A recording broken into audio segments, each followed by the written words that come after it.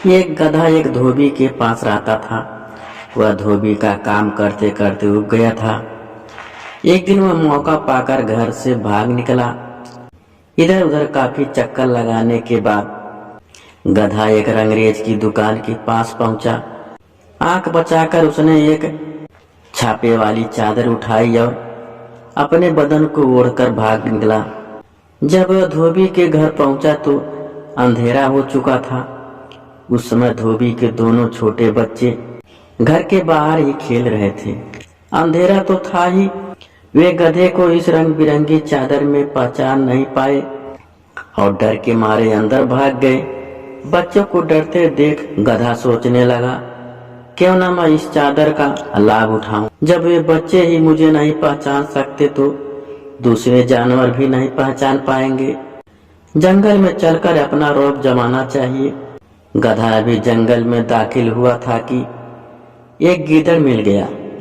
उसने ऐसी चादर पहले कभी नहीं देखी थी, इसीलिए डर से उसकी सिट्टी गिट्टी गुम हो गई। अवसर का लाभ उठाते हुए गधा ने कहा, ओ गीदड़ के बच्चे, तू अपने आप को क्या समझता है? महाराज, मैं तो तुच्छ प्राणी हूँ। गिड़गिड़ाते हुए गीदड़ ने कहा, तो गधे खुशी से फूला नहीं समाया। तुम मुझे इस जंगल का राजा मानते हो या नहीं? राजा क्या हुजूर, मैं तो आपको जंगल का महाराजा मानता हूँ। फिर हमारे लिए बढ़िया खाने का प्रबंध करो। गधे ने अब की बार और तेज आवाज में आदेश दिया। बेचारा गीदड़ तो पहले से ही डरा हुआ था। वह तुरंत दौड़ गया और गधे के लिए खाना लाया। भोजन करके गधा को बड़ा आनंद मिला। इतना बढ़िया खाना तो उसने कभी सपने में भी नहीं खाया था। रात भर वहीं आराम करने के बाद दिन निकलते ही गधा घने जंगल में घुस गया। वहां उसे एक सियार दिखाई दिया तो गधे अपना रौब जमाने के लिए उससे भी अकड़ कर बोला, ओ सियार के बच्चे, तू अपने आप को क्या समझता है? दिन के उजाले में सियार ने देखा तो दंग रह गया। उसने गधे को अच्छी तरह पहचान लिया था। वह गधे को मजा चखाने का उपाय सोचने लगा।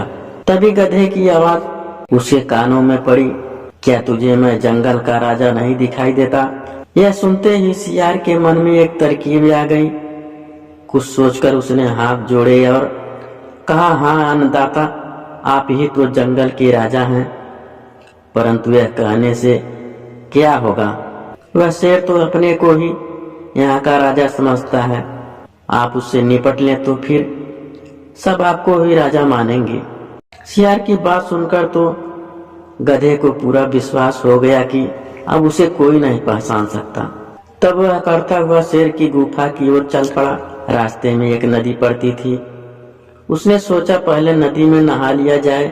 नदी पर पहुंचा तो वहां हाथी को मस्ती में नहाते हुए पाया। यह देखकर उसे बहुत गुस्सा आया। राजा होने का भूत तो उस पर सवार ही था। आपे से बाहर होते हुए उसने हाथी को ललकारा, ओ हाथी के बच्चे, पता है इस जंगल का राजा कौन है? हाथी ने घूमकर देखा तो सन्न रह गया। एक गधे की इतनी हिम्मत की वह मुझसे इस तरह की बातें करे। गुस्से में लाल पीला होकर वह धीरे धीरे चुपचाप नदी से बाहर निकला। बोलता क्यों नहीं भी? गधे के इतना कहते ही हाथी ने याव न देखा ताव और गधे को अपनी सूंड में लपेट कर उछाल दिया। हवा में कलाबाजियां खाता हुआ गधा नदी में जा पड़ा। उसकी चादर पानी में बह गई तो उसे अपना धड़ दिखाई दिया। गधा अपना सा मुंह लेकर गिरता पड़ता वहां से भागा। दौड़ते दौड़ते वह अपनी बुद्धि को कोस रहा था, हे भगवान, अब मैं क्या करूं? कैसे अपना पेट भरूंगा? तभी उसे धोबी की यादें आई और वह सिर पर पांव रखकर उधर ही दौड़ पड़ा। धोबी तो पहले से ही गधे पर लाल पीला हो रहा था। उसके घर पहुंचते ही वह उस पर डंडा लेकर बरस पड़ा। इतना डंडा गधे पर पड़ा कि उसे छठी का दूध आने लगा। कई दिन तक वह उठने लायक भी नहीं रहा। जब भी वह हिलता तो दर्द के मारे उसकी जान निकल जाती। अब वह अच्छी तरह समझ गया था कि अपनी वास्तविकता भूलकर कभी सपने नहीं देखने चाहिए।